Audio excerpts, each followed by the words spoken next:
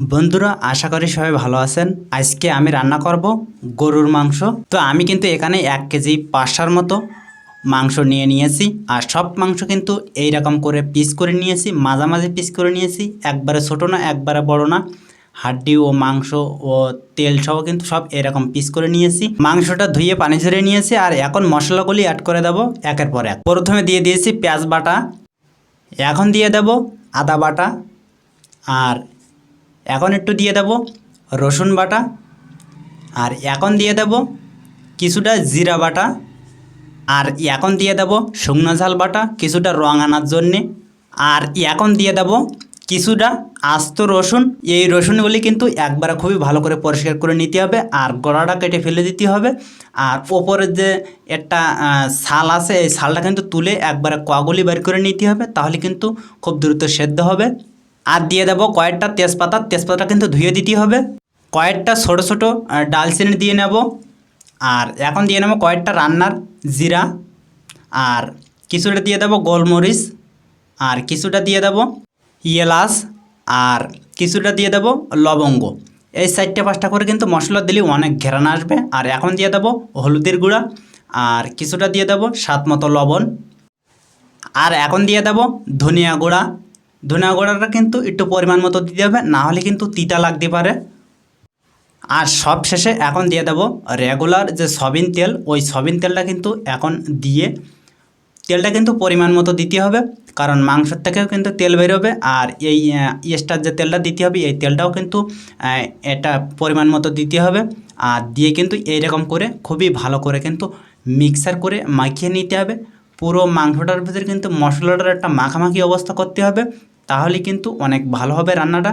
আর এখন কিন্তু এইভাবে কিন্তু সব মশলা শেষ, আর সব মশলাগুলো কিন্তু মাখাইয়ে এখন কাঁচাই কুচাই সব এক জায়গায় নিয়ে কিন্তু এইভাবে ম্যারিনেট করে কয়েক মিনিটের জন্য রেখে দেবো ঢেকে।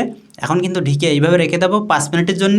এখানে কিন্তু কিছু মশলা নিয়ে নিয়েছি, আর এই মশলা কিন্তু গুঁড়া করতে হবে। তো আমি কিন্তু এখানে একটা জয়ফল নিয়ে নিয়েছি, রান্নার জিরে নিয়ে নিয়েছি, গোলমরিচ নিয়ে নিয়েছি, এলাচ, ডালচিনি আর লবঙ্গ নিয়ে নিয়েছি। এই মশলা কিন্তু খুবই ভালো করে কিন্তু হালকা ভেজে ঘেরান বাইরে পর্যন্ত ভাজতে হবে। আর ভেজে কিন্তু মুসমুসি করে ভেজে খুব ভালো করে ভেজে কিন্তু গুঁড়া করে নিতে হবে। আর এখন কিন্তু চুলা জ্বালিয়ে দেবো। আর আজকে রান্নাটা কিন্তু পুরা রান্নাটা কিন্তু কাঠের চুলাই করে নেব।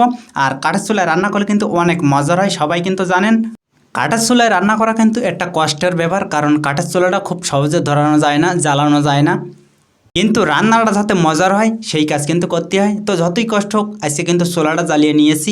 আর এখন কিন্তু জিরা আগুনে ভেজে নেব, যেহেতু চুলা ধরানো হয়ে গেছে। কড়ার নিচে কিন্তু একটু কাদা মাখিয়ে নিয়েছি, আর এখন কড়াটা তুলে দিয়েছি। আর এই সেই মশলাকে কিন্তু আমি খুব ভালো করে একটু হালকা গুঁড়া করে নিয়েছি, জয়ফলটা একটু কেটে কেটে গুঁড়া করে নিয়েছি, এলাচ লবঙ্গ সব কিন্তু একটু হালকা হালকা ভেঙে ভেঙে নিয়েছি। আর এখন এই কড়ার ভিতরে দিয়ে কিন্তু খুবই ভালো করে যত সময় একটা ঘেরান না বাইরে হচ্ছে তত সময় কিন্তু ভালো করে আমি ভেজে নিয়েছি। আর এখন কিন্তু আমি খুবই ভালো করে ব্লেন্ডার করে পাউডার করে নিতে হবে। আর এখন কিন্তু চুলা কিন্তু ধরানো হয়ে গেছে, আর কিন্তু কোনো কষ্ট নেই। তো এখন কিন্তু আমি ম্যারিনেট করা মাংসটা কিন্তু অনেক সময় কিন্তু রেখে দিয়েছি। আর এখন কিন্তু ম্যারিনেটের কাজটা কমপ্লিট হয়ে গেছে। আর এখন কিন্তু এই চুলার উপরে দিয়ে কিন্তু চুলার হিটটা হালকা হিটে রেখে কিন্তু মাংসটা খুবই ভালো করে কিন্তু একটু মিক্সার করে নাড়াচাড়া করে কষিয়ে নিতে হবে। অনেকেই বলে ভাই মাংসের ভিতরে আস্ত রসুন দেন কেন? আসলে আস্ত রসুন দিলে মাংসর ঘেরানটা অনেক সুন্দর হয়, আর অনেক মজার হয় রান্নাটা। আর কিন্তু ভাতের সাথে মাখানোর সময় কিন্তু অনেক খুবই ভালো একটা ফ্লেভার পাওয়া যায়, আর খুবই মজার হয় খেতে। যার কারণে কিন্তু আস্ত রসুনগুনি দেওয়া। তো মাংসটা দেখেন কত সুন্দর একটা ম্যারিনেট করেছি, আর খুব সুন্দর কালারফুল হয়েছে আজকের এই রেসিপি। আজকের এই রান্না কিন্তু কোনো প্রকার ঝামেলা নেই, মশলা কিন্তু একবারে সব দিয়ে নিয়েছি। আর দেওয়ার পরে কিন্তু একবারে চটকায় মটকায় কিন্তু ম্যারিনেট করে নিয়েছি। আর আজকে কিন্তু কোনো মশলা ভাজাভাজির কোনো কারবার নেই। এখন কিন্তু চুলার জালটা হালকা হিটে রেখে খালি অনবরত নাড়াচাড়া করতে হবে। আর মাংসর তেলে ও এই যে তেল আমি এক্সট্রা দিয়ে দিয়েছি, এই তেলেই কিন্তু মশলাগুলি আর মাংসটা খুবই ভালো করে কষিয়ে নিতে হবে, হালকা নাড়াচাড়া করতে হবে। আর জালটা হালকা রেখে মাংসটা খুবই ভালো করে কিন্তু এইভাবে হালকা ঢেকে দিয়ে বা হালকা একটু নাড়াচাড়া করে কিছুক্ষণ পর পর এইভাবে কিন্তু কষিয়ে নিতে হবে। তাহলে কিন্তু আজকে রান্নাটা কিন্তু একবারে ফাটাফাটি হবে। তো গরুর মাংস কিন্তু মনে করলেই রান্না হয়ে যায় না। আমি কিন্তু আগে 10 মিনিট ধরে এভাবে নাড়াচাড়া করে কিন্তু এই মশলা আর মাংস কিন্তু খুবই ভালো করে নাড়াচাড়া করে কষিয়ে নিয়েছি। আর এখনও আবারও 10 মিনিট এইভাবে কিন্তু নাড়াচাড়া করে ঢেকে আরও 10 মিনিট কিন্তু এইভাবে কষিয়ে নেব।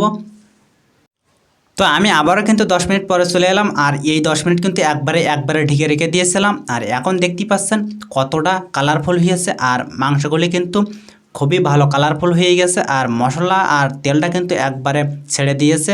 তো এখন কিন্তু কষানো শেষ, আর এখন কিন্তু আমি আগে থেকে গরম পানি করে রেখে দিয়েছিলাম, আর এখন কিন্তু আমি অ্যাড করে দেবো। আর পরিমাণ মতো পানি অ্যাড করতে হবে, পানি কিন্তু বারবার অ্যাড করা যাবে না, তাহলে কিন্তু মাংসর ঘেরান ও স্বাদ কিন্তু নষ্ট হয়ে যাবে।